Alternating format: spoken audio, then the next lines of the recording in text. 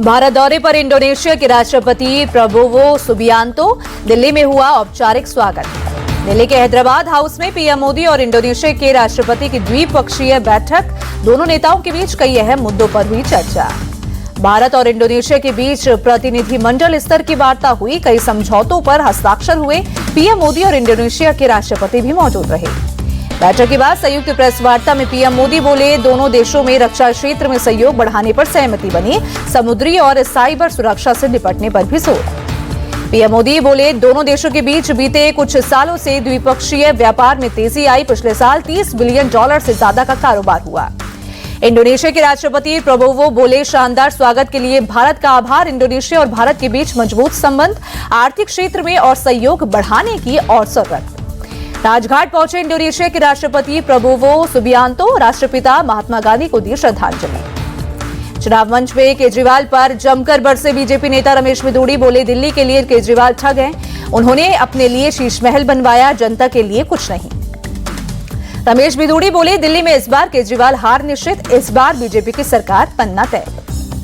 बिधूड़ी बोले, हम देश के लिए सेवा करते हैं। केजरीवाल भी मान रहे हैं कि दिल्ली में बीजेपी की सरकार बन रही है। इंडिया टीवी के चुनाव मंच पर बोले, दिल्ली के पूर्व सीएम अरविंद केजरीवाल, बीजेपी के पास चुनाव में मुद्दे नहीं, वो सिर्फ मुझे गालियां दे रहे हैं। उन्होंने दिल्ली के लिए कुछ नहीं किया। चुनाव मंच में केजरीवाल बोले, इलेक्शन जनता के मुद्दों पर होना चाहिए। हम जनता के पैर छूकर आशीर्वाद लेते हैं। बीजेपी पर निशाना साधते हुए केजरीवाल बोले, बीजेपी सिर्फ मुझे गालियां दे रही है। 10 साल में उन्होंने दिल्ली के लिए क्या किया वो बताए। अगले 5 साल का प्लान भी बताए बीजेपी।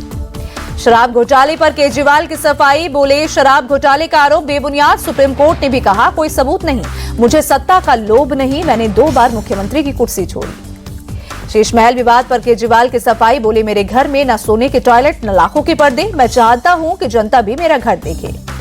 केजरीवाल बोले, मैं कुछ वक्त के लिए अहंकारी हो गया था। सीटें कागज पर लिखकर देना मेरा अहंकार था। जेल में मैंने सीखा, अहंकार नहीं करना चाहिए। केजरीवाल ने कहा, 2010 तक लोगों ने मेरा नाम तक नहीं सुना था। 2013 में मैं दिल्ली का मुख्यमंत्री बन गया। मेरे ऊपर भगवान की कोई न कोई कृपा तो है। इंडिया टीवी के चुनाव मंच कार्यक्रम में दिल्ली बीजेपी अध्यक्ष वीरेंद्र सचदेवा का दावा। बोले, दिल्ली में 27 साल का वनवास खत्म होगा। पीएम मोदी के नेतृत्व में डबल इंजन की सरकार बनेगी।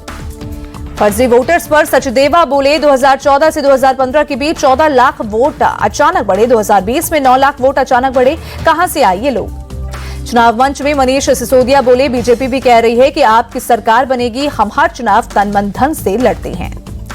भ्रष्टाचार के आरोपों पर सिसोदिया बोले, आप पर लगे सभी भ्रष्टाचार के आरोप गलत।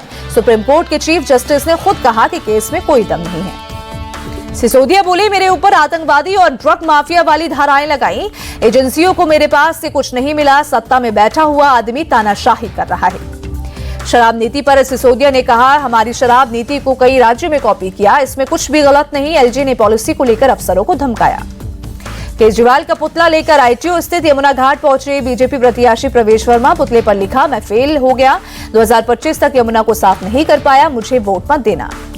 प्रवेश वर्मा ने केजरीवाल के पुतले को यमुना में डुबकी भी लगवाई। बोले, केजरीवाल ने यमुना की सफाई का वादा पूरा नहीं किया।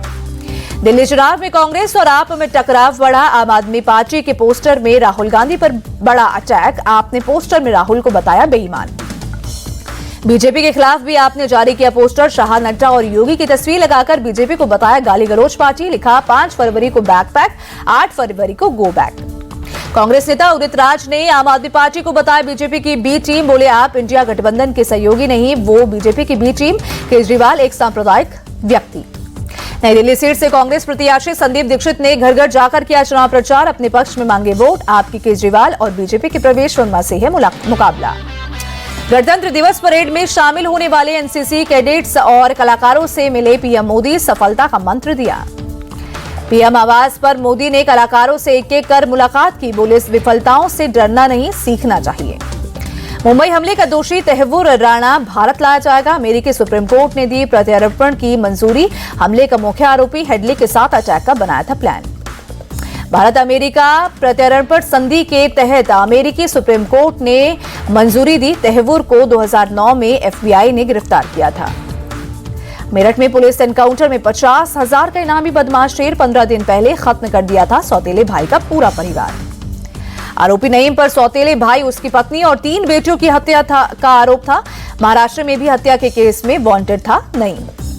हिंदू सेना के राष्ट्रीय अध्यक्ष विष्णु गुप्ता पर हमला। अजमेर से दिल्ली जाते वक्त गेगल पुलिया के पास 2 बाइक सवार बदमाशों ने की फायरिंग, बाल बाल बचे।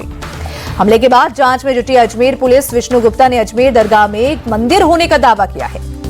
हरियाणा के अंबाला में बीएसपी नेता हरविलास रज्जुमाजरा की हत्या। अज्ञात हमलावरों ने हरविलास की कार पर की थी फायरिंग। संजय राउत ने गृह मंत्री अमित शाह पर निशाना साधा। बोले, शाह महाराष्ट्र को बदनाम करने के लिए मुंबई आते हैं, उन्हें मणिपुर और जम्मू कश्मीर जाना चाहिए, वहां उनकी ज्यादा जरूरत है। अखिलेश यादव ने यूपी की योगी सरकार पर साधा निशाना। ट्वीट कर बोले, बीजेपी सिर्फ 1 ट्रिलियन झूठ का रिकॉर्ड बना सकती है और कुछ नहीं। भोपाल में मतदान दिवस पर कार्यक्रम का आयोजन। राज्यपाल मंगू भाई पटेल भी कार्यक्रम में शामिल हुए। कश्मीर में पहली वंदे भारत ट्रेन का ट्रायल। दुनिया के सबसे ऊंचे चिनाब पुल पर दौड़ी ट्रेन, खूबसूरत नजारा दिखा। कटरा से श्रीनगर तक चलेगी वंदे भारत। पश्चिम बंगाल की नाडिया में भारत बांग्लादेश सीमा पर बंकर मिला। बंकर से प्रतिबंधित कफ सिरप बरामद। जांच में जुटी बीएसएफ और बंगाल पुलिस। भोपाल के खानूगांव में 3 मंजिला इमारत में आग। कड़ी मशक्कत के बाद दमकल की 30 गाड़ियों ने आग पर काबू पाया। सैफ अली खान मामले में पुलिस की जांच जारी। पुलिस ने सैफ के कपड़े और ब्लड सैंपल कलेक्ट कर जांच के लिए एफएसएल को भेजा। एमपी के राजगढ़ में प्रशासन की बुलडोजर कार्रवाई। अवैध शराब ठिकानों को किया ध्वस्त। पुलिस पर हमला करने वाले आरोपियों के खिलाफ भी हुआ एक्शन। गाजियाबाद कोर्ट ने एलविश यादव पर एफआईआर दर्ज करने का दिया आदेश। सांप तस्करी मामले के गवाह को धमकाने का आरोप। प्रयागराज पहुंचे मुख्यमंत्री योगी आदित्यनाथ। साधु संतों से की मुलाकात। पंथ योगी महासभा में भी हिस्सा लिया। बॉलीवुड एक्ट्रेस ममता कुलकर्णी ने संन्यास लिया। किन्नर अखाड़े की महामंडलेश्वर बनी। बोली, अब मुझे बॉलीवुड नहीं जाना। भारत और इंग्लैंड के बीच दूसरा T20 मैच आज चेन्नई के चेपॉक स्टेडियम में शाम 7 बजे से शुरू होगा मुकाबला।